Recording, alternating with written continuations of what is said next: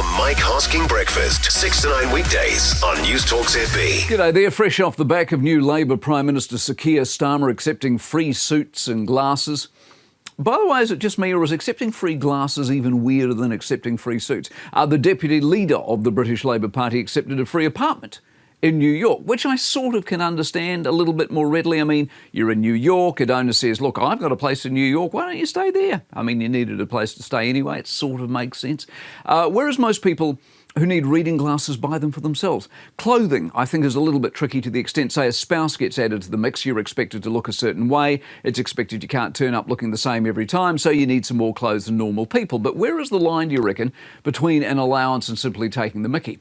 MPs aren't paid all that much here or in Britain or in Australia, which is where the Australian Prime Minister over the weekend has found himself in a particular hole after revelations he organised a bunch of free upgrades on Qantas by allegedly going directly to the then CEO Alan Joyce. This was for personal travel for himself and family. Now, as Prime Minister, of course, you travel at the front of the plane, if not on an Air Force jet, but your son travels like anyone else. Or they do unless Dad's been on the phone to the CEO.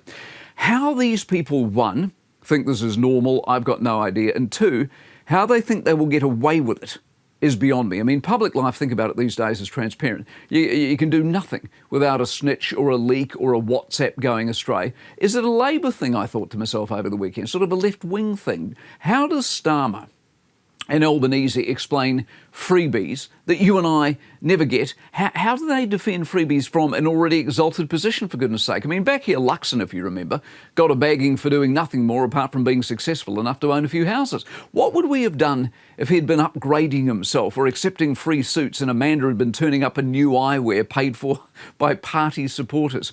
Public service once meant serving the public, not using your position to upgrade yourself, whether aviationally or sartorially. The Mike Hosking Breakfast, 6 to 9 weekdays on News Talk ZB.